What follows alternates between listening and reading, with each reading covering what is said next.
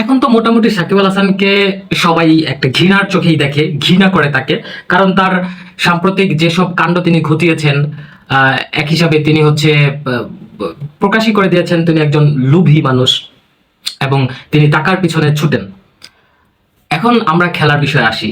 এটা তার ব্যক্তি জীবনের বিষয়, ব্যবসায়িক জীবনের বিষয়। আরো হচ্ছে তিনি তার জীবন কিভাবে সাজাবে, তিনি কি জুয়ায় লিপ্ত হবে নাকি অপকর্ম করবে, টাকার পিছনে ছুটবে কিনা, সেটা তার ব্যক্তিগত জীবন। আমরা তার খেলা নিয়ে কথা বলি। তিনি তো মূলত একজন খেলোয়াড়।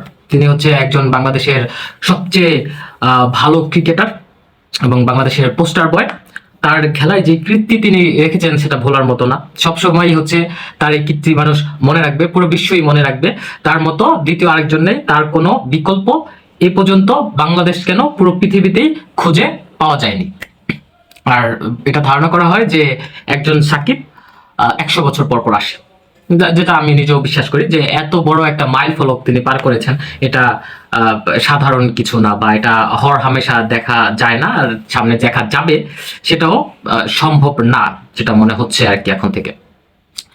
তিনি হচ্ছে বাংলাদেশের একটা ক্রিকেটের ফিল্ডে একটা মাস্টার মাইন্ড, সবচেয়ে বেশি এক্সপিরিয়েন্স আছে এবং কোন সময়ে কোন ডিসিশনটা নিতে হবে সেটা বোঝেন। এবং গেম প্ল্যানিং আমার মনে হয় না যে বাংলাদেশের ভিতরে সাকিব আল হাসানের থেকে বেশি ভালো কেউ বোঝে। সাকিবের বোলিং আপনি দেখবেন, বোলিং দেখার সময় আপনি বুঝতে পারবেন যে একটা নর্মাল অ্যাকশনের বল, নর্মাল একটা ডেলিভারি, কিন্তু তিনি হর হামেশাই রেগুলারলি হচ্ছে ব্রেক থ্রো দিচ্ছে এবং ডিফিকাল্ট সময় দিচ্ছে, ইম্প্যাক্ট উইকেট গুলো নিচ্ছে, সবসময় উইকেট পেয়ে থাকেন। এবং তিনি যখন বলটা করে, বল করার সময় আপনি দেখবেন যে তার ফিল্ডিং সেটআপ, তিনি কিন্তু খুব ভালো ফিল্ডিং সেটআপ দিতে পারে। তিনি খুব ভালো জানে যে তার বল একটা ব্যাটার কোন দিকে মারতে পারেন, সেই দিকেই কিন্তু তিনি ফিল্ড সেটআপটা করেন। যখন দরকার হয় তিনি হচ্ছে শর্টে ম্যান রাখেন, যখন দরকার হয় তিনি হচ্ছে শর্টে ম্যান রাখেন না, স্লিপে ম্যান নিয়ে যান। তো সাকিবের যে মাস্টার প্ল্যান গুলো আছে সেগুলো বাংলাদেশের ক্রিকেটার শিখতে পাচ্ছে না। সাকিব আল হাসানের সাথে থাকছে, কিন্তু বাংলাদেশের প্লেয়ারদের এবং হচ্ছে বিসিবির সেই ক্যাপাবিলিটি নাই যে সাকিবের এই এক্সপিরিয়েন্স গুলো তারা বের করে এনে যারা ইয়াং আছে তাদের মধ্যে ছড়িয়ে দিতে পারবে। সেই বিষয়গুলোই তারা জানে না, বোঝে না। আর টেকনিক্যাল বিষয়গুলো তারা ধরতে পারে না। আর সাকিবের কাছ থেকেও আমার মনে হয় মাঝে মাঝে তিনি হচ্ছে প্রপার যেই হচ্ছে আউটপুট সেটাও বের করতে পারে না, কারণ তারা বোঝেই না যে কিভাবে সাকিবকে কাজে লাগাতে হবে। কিন্তু যে বিষয়টা দেখা যায়, সাকিব নিজেই যতটুকু করে, নিজেই আউটপুট যতটুকু দেয় অতটুকুই। কিন্তু বিসিবির যে একটা কাজ আছে, যে বিসিবি স্টেপ নিয়ে সাকিবকে কিভাবে কাজে লাগাবে, সেই বিষয়টা কিন্তু আমরা বিসিবি থেকে কখনোই আমরা দেখতে পাই নাই।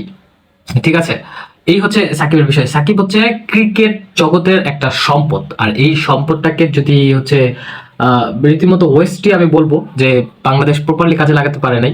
এখানে সাকিব, আমার মনে হয় না সাকিব হচ্ছে নিজের জন্য কখনো খেলে যে নিজে হচ্ছে হাফ সেঞ্চুরি করবে বা 100 করবে, এরকম আমি সাকিবের কখনো কোনো খেলা মনে হয় নাই। ঠিক আছে, যখন প্রয়োজন হয়েছে তখনই কিন্তু সাকিব একটা ব্রেক থ্রো দিয়েছে, ইম্পর্টেন্ট রোল প্লে করেছে।